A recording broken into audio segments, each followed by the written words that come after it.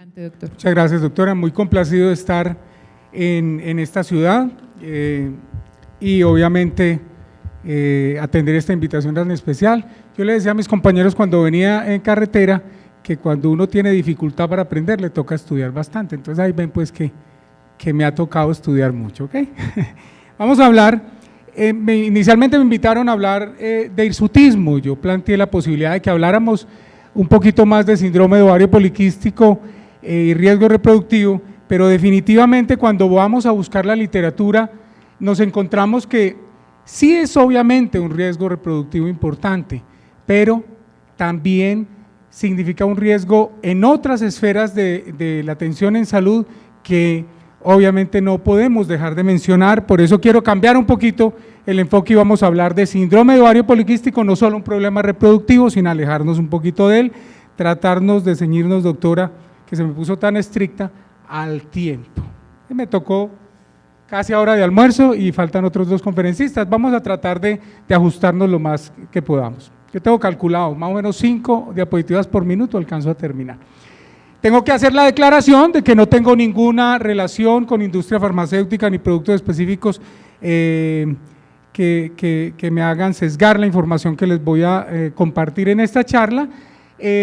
Muchas sociedades científicas han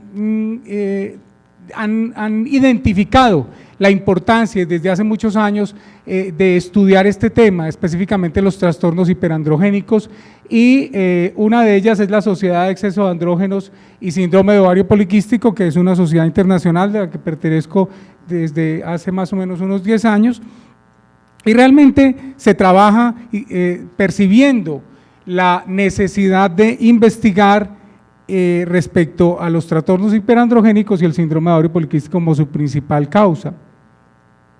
Los objetivos: vamos a revisar características generales y criterios diagnósticos del síndrome de ovario poliquístico, determinar componentes reproductivos y no reproductivos relacionados con él, una propuesta general de enfoque terapéutico para este tipo de pacientes con o sin deseo reproductivo, y vamos a algunos estudios específicos, referir algunos resultados.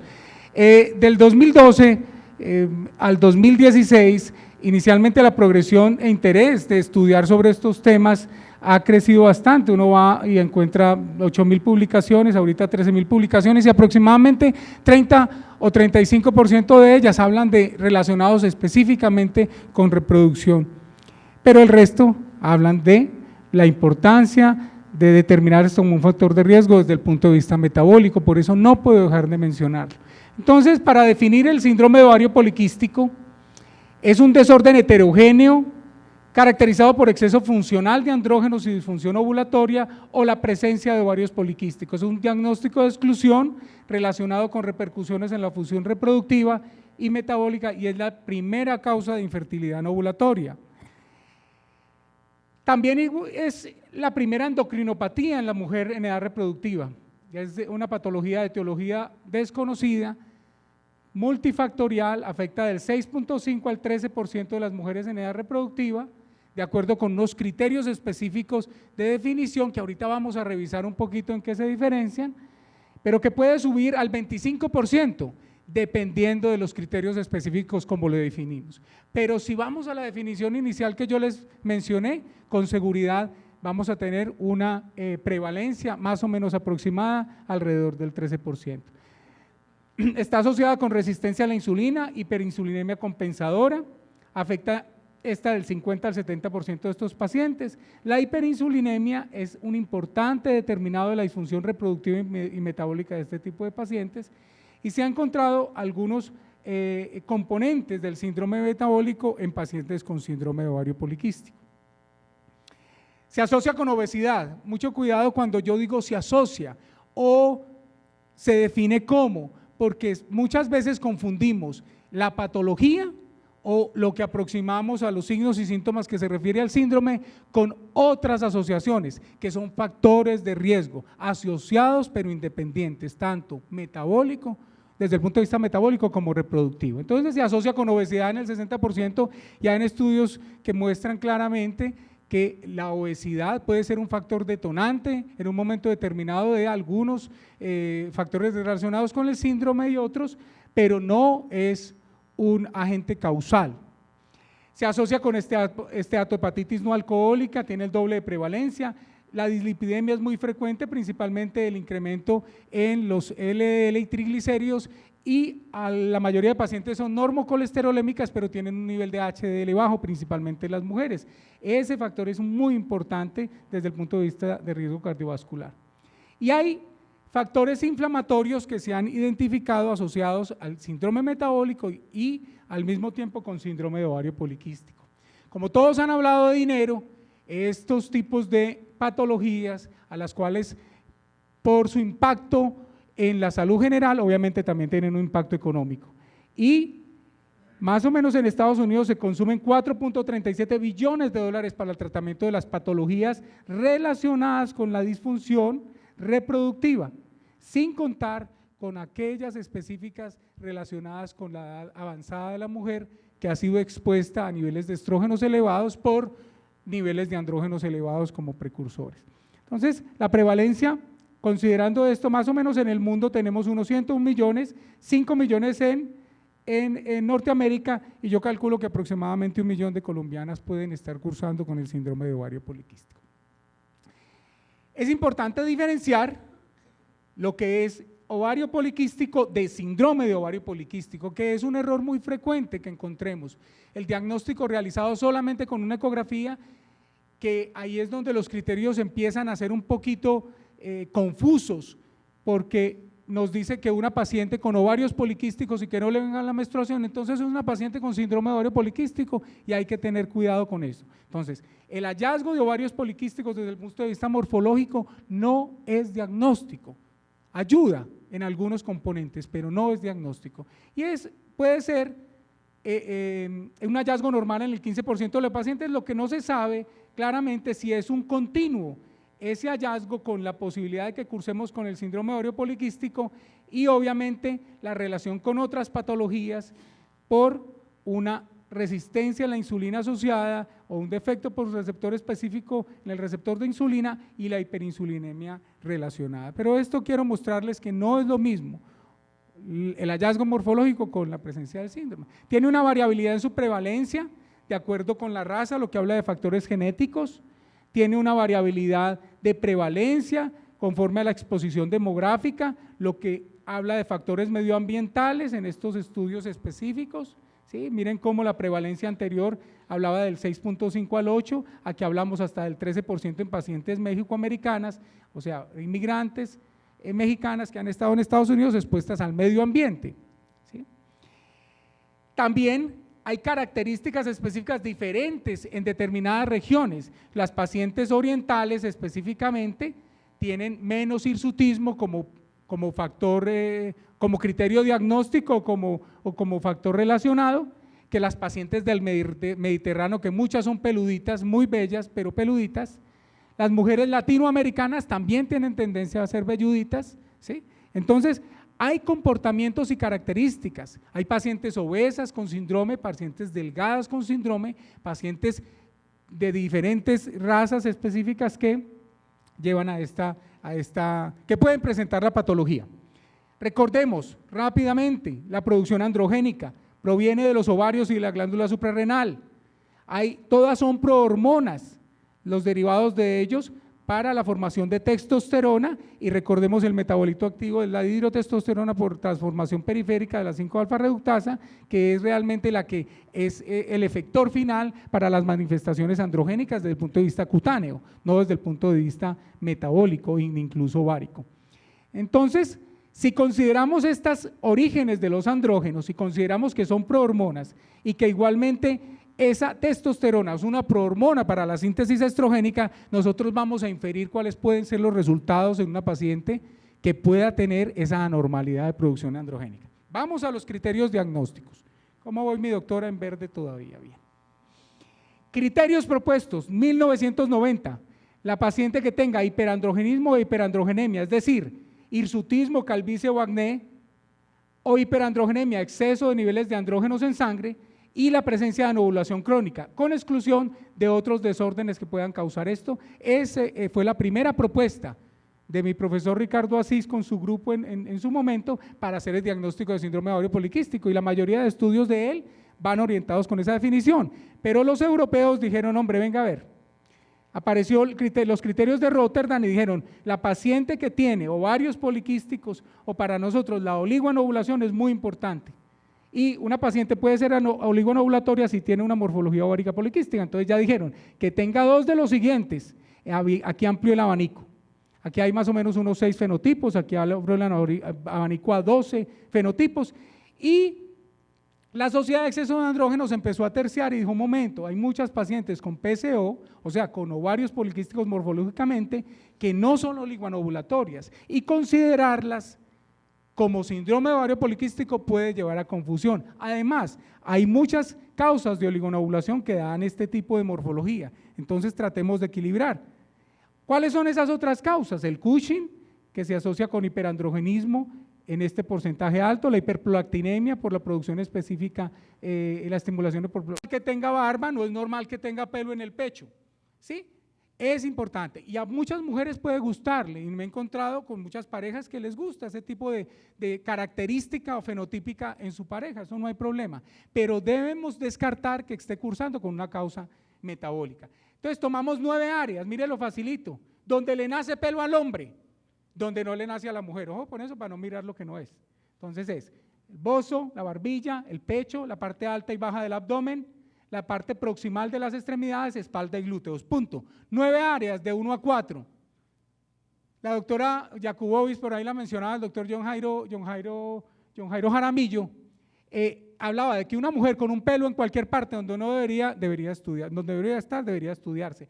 Y hay una estandarización, porque obviamente esto es un criterio subjetivo de GIDIS, aquí participó también el doctor Ricardo Asís, donde muestra unas imágenes cuando vamos a identificar y la podemos tener en consultorio. Y aquí entonces, la prevalencia de trastorno hiperandrogénico en diferentes regiones, ¿sí? Y de acuerdo con y cuál es el punto de corte para definir que se estudia o no se estudia, o para definir que existe o no existe hirsutismo. Nosotros nos arriesgamos a hacer un estudio y reclutamos 830 pacientes hirsutas en una cohorte universitaria, una de las cohortes más grandes, ¿sí?, en el mundo, como ven, y encontramos que depende del punto de corte que uno establezca, la prevalencia puede variar, ¿sí? Y el punto de corte determinado como percentil 95, o sea, la normalidad más alta, encontramos que es 12 de nuestra población latinoamericana. La población de Manizales se parece un poquito a la población de Armenia, a la población de Colombia, pero es una cosa interesante, ¿no? Hicimos también esta revisión de 1.500 carpetas aproximadamente, un estudio retrospectivo, y encontramos 101 pacientes con hirsutismo como diagnóstico.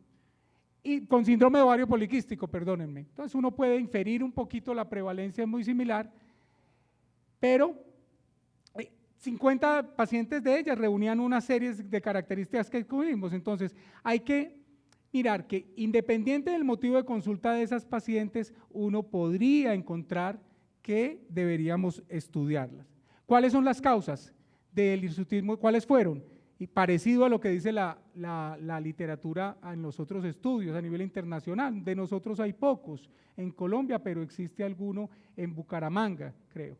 Síndrome de ovario poliquístico, una prevalencia aproximada de un 68%, el hirsutismo idiopático, que se define como la presencia de hirsutismo, pero con niveles de andrógenos normales, que puede ser lo mismo que hiperandrogenismo idiopático o hiperandrogenemia idiopática, paciente con andrógenos elevados, pero sin hirsutismo, pero eso ya sería síndrome de ovario poliquístico. No nos enredemos mucho, no nos enredemos mucho. Cuando hablamos de las patologías asociadas, encontramos muchas patologías y quiero hacer relevancia obviamente al hipotiroidismo, mírenlo acá, y a la hiperprolactinemia. Uno de los criterios diagnósticos para el hirsutismo es descartar otras causas, otras causas como hiperprolactinemia y disfunción tiroidea, pero yo sí quiero llamar la atención en dos cosas en este estudiecito, que Dios quiera que lo podamos publicar, es que independiente del motivo de consulta debe explorarse la presencia de hirsutismo en todas las pacientes. Y el hallazgo de disfunción tiroidea e hiperprolactinemia no descartan de manera absoluta la presencia de síndrome de ovario poliquístico, como ha sido descrito en general por todas las asociaciones. ¿Cómo hacer para descartar que se trate de un síndrome de ovario poliquístico o trastorno hiperandrogénico primario y no estas causas. Pues hagan una prueba terapéutica, traten el hipotiroidismo y traten la hiperprolactinemia y la paciente no mejora, esa no es la causa de su disfunción androgénica. Bueno, tenemos trastornos relacionados con la reproducción, ya me pusieron amarillo, metabólicas, determinantes cosméticas y psicológicas. Observen un poco, y simplemente no es un resorte que se pueda mirar desde una sola esfera. Hay que valorar la paciente desde el punto de vista integral. Recordar que la hiperinsulinemia y la resistencia a la insulina y la hiperinsulinemia compensadora pueden ser un enlace en que esa paciente con predisposición genética a síndrome de ovario poliquístico pueda llevar o asociarse a un síndrome metabólico, a hacerlo más severo. Básicamente, este ha sido como el denominador común entre todas las patologías por un defecto específico en el receptor insulínico que se ha encontrado en los diferentes tejidos, tanto en fibroblastos, células de la granulosa, bueno, en el tejido adiposo y el tejido muscular. ¿Cómo se comportan estas alteraciones del receptor y por qué unas pacientes que tienen delgadas pueden tener resistencia a la insulina, puede que unas pacientes obesas no tienen resistencia a la insulina? Entonces hay una variabilidad y determinante genético en eso. Esto es la acantosis nigricans, que es característica del síndrome de Ayran, es un signo de resistencia a la insulina y debería tratarse. Aquí es simplemente para mostrarles cómo en una asociación de un estudio propio en mujeres blancas los niveles de testosterona y testosterona libre se asocian más con los niveles de hiperinsulinemia que incluso con algunos niveles de resistencia a la insulina. Varía un poco en pacientes de raza negra. Pasemos por encima de esto. ¿Cuáles son las secuelas clínicas de la resistencia a la insulina en pacientes con SOP? Reproductivas, o sea, no se puede aislar. Adrenarca prematura, ovulación, infertilidad, pérdida gestacional, hiperestimulación ovárica, cáncer endometrial y metabólicas como intolerancia a los carbohidratos, diabetes, enfermedad cerebrovascular temprana y la asociación con obesidad. Hay una relación que puede tomarse fácilmente, que es la relación glicemia-insulina, niveles de la glicemia tomada en el mismo momento con la insulina, menores de 4.5 puede ser inferir la posibilidad de que tengamos resistencia a la insulina, y es un test realmente que, a pesar de ser descrito por Richard Legro como un test de tamización, es un test que es muy similar a todos estos otros test para determinar resistencia a la insulina. Vamos a pasar por acá. Simplemente quiero mencionarles que este estudio que nosotros presentamos sugiere que la producción de testosterona libre y testosterona total en pacientes con síndrome de ovario poliquístico está más asociada con el grado de hiperinsulinemia, pero mínimamente relacionado con el grado de sensibilidad a la insulina. O sea, es los niveles de insulina elevados, que pueden ser secundarios a estos o no, los que son los determinantes en un momento determinado, y esto ha sido probado por estudios muchísimo más grandes. Bueno, ya lo referimos, el denominador común es este.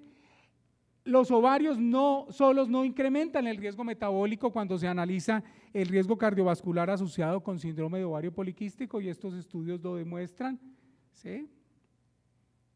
Voy a detener ligeramente acá como las pacientes que son simplemente y con hiperandrogenemia y resistencia a el hirsutismo idiopático. Me pone nervioso esa vaina. A ver, ¿no podemos devolverlo un poquito, amarillo? Bueno, ya vamos. Entremos al diagnóstico, pues, ya, está bien, no más metabolismo. Todas las pacientes libres de estímulo hormonal mínimo 3 meses, excepción a progestágenos para ciclarlas, porque dicen, bueno, y la paciente no menstrua, entonces cuando la pongo, ¿cómo hago para hacerle los exámenes? Póngale progesterona y cíclela. Si menstrua al 3er día, si no menstrua al 10º día después de la última pasta, hágale los exámenes. Le toman panel androgénico, androstenediona, testosterona libre y total de hidroepiandrosterona sulfato y descarten otras causas, 17-hidroxiprogesterona, TSH, T4 libre prolactina, y de acuerdo con los hallazgos clínicos, pues hágale a ver si tiene un Cushing. Depende de… No es que hágale todo en churreta a todas las pacientes, no. Seleccione muy bien, pero mínimo determine si tiene hiperandrogenemia. Hay un test que es el índice de andrógeno libre, que lo voy a mencionar, que es más utilizado en Europa. y ya hay un estándar que se los voy a mostrar y dejar para que nos llevemos para la casa. Entonces, niveles de 17 hidroxiprogesterona basal, niveles por encima de 2 nanogramos por mililitro, 200 por decilitro, me hablan de la posibilidad de hiperplasia suprarrenal congénita. Hay que descartar entonces disfunción tiroidea prolactina. Estos exámenes, usted dice, si la paciente es peluda, ¿para qué le hace esos exámenes? Viejito querido, puede ser un hirsutismo idiopático, y estos exámenes, como ya sabemos que la ecografía no sirve, ni que era para el diagnóstico a veces, sino, entonces con los exámenes hacemos el seguimiento de la repercusión metabólica. Paciente hirsuta con ciclos normales, descarte si está oligonovulatorio con progesterona basal y la ecografía. Bueno, la hormona antimoleriana paso por encima de ella, realmente es un examen de mucho futuro, pero no podemos pensar en que este sea el estándar en este momento, además por los costos. Índice de andrógeno libre, testosterona normal en nanomoles, dividido la globulina transportadora y un nivel mayor de 4.5 me dicen la posibilidad. No hay estudios comparando el panel androgénico con esto que me diga cuál es más, digamos, más sensible o específico para determinar la hiperandrogenemia. Un importante número de pacientes con son presentan frecuentemente resistencia a la insulina, obesidad y síndrome de ovario poliquístico, pero su presencia no constituye diagnóstico. Entonces eso es importante tener. Rápidamente, implicaciones maternas y perinatales en las pacientes con síndrome de ovario poliquístico. Hoy ha identificado, yo creo que un minuto, doctora, ha identificado que hay una disfunción en el proceso de placentación en este tipo de pacientes. Y si además de eso tenemos otros factores asociados, esa expresión genética, esos determinantes a nivel de la placentación desencadenan las complicaciones relacionadas con las pacientes embarazadas con antecedentes de síndrome de ovario poliquístico. ¿Eso qué quiere decir? Quiere decir que la paciente con síndrome de ovario poliquístico, que en general, en todos los estudios, Bosman en el 2006, este tipo que no sé cómo se pronuncia en el 2011 y este otro que es más fácil pero no sé tampoco, el estudio más interesante realmente es este. Más o menos se incrementan los riesgos por placentación anormal de 3 a 4 veces en las pacientes con síndrome de ovario poliquístico, eso confirmado, y los resultados perinatales son similares. Este estudio que trata de evaluar con los criterios diagnósticos, es decir, NIH, Rotterdam y la Sociedad de Exceso de Andrógenos, cómo cambia y cómo varía la paciente con hiperandrogenismo o hiperandrogenemia tiene mayor riesgo metabólico y mayor riesgo de compromiso perinatal que las pacientes con el ovario poliquístico solamente. ¿De acuerdo? Bueno, tratamiento, facilito. Reducción de peso, es decir, simplemente mejorar las condiciones y hábitos, orientar, reducir los factores de riesgo asociados con síndrome metabólico, que es fundamental. Para ambos objetivos, paciente con deseo reproductivo y sin deseo reproductivo. Si reduce un 10%, se dice 10% de su peso basal, no importa que sea obesa o no, parece ser que restablece el proceso ovulatorio. Corregir hábitos de vida saludable, inducción de ovulación, sensibilizantes a la insulina como el metformin y otros tratamientos específicos para reproducción. Y yo sí quiero orientar mucho, nos van a hablar más tarde de la parte metabólica con la mujer, yo creo que se van a referir un poquito a esto. Este es el estándar de manejo hoy en la paciente con deseo reproductivo, siempre empezar con modificación del estilo de vida. Es un error empezar una técnica de reproducción en una paciente obesa, las tasas de respuesta van a ser muy bajas, muy malas, casi cero. Recordar la clasificación de los medicamentos utilizados, la metformina es clasificación B, o sea que puede usarse en el embarazo. Conclusiones. El síndrome de ovario poliquístico es la causa más frecuente de hirsutismo. El hirsutismo no es solo un problema cosmético, es un signo de posible enfermedad metabólica. El síndrome de ovario poliquístico es la endocrinopatía más frecuente en mujeres en edad reproductiva. Existe una probada elevación de complicaciones cardiometabólicas y perinatales relacionadas con esta patología. Debe descartarse esta posibilidad diagnóstica en todas las pacientes con hirsutismo asociado a oligonovulación. La mejor orientación terapéutica es disminuir los factores de riesgo a síndrome metabólico asociados, y por los múltiples factores que existen asociados con el síndrome de ovario poliquístico es esencial que nosotros hagamos nuestros propios estudios. Nuestras pacientes no son iguales a las pacientes europeas, por eso requieren estudios individuales. Y muchas gracias.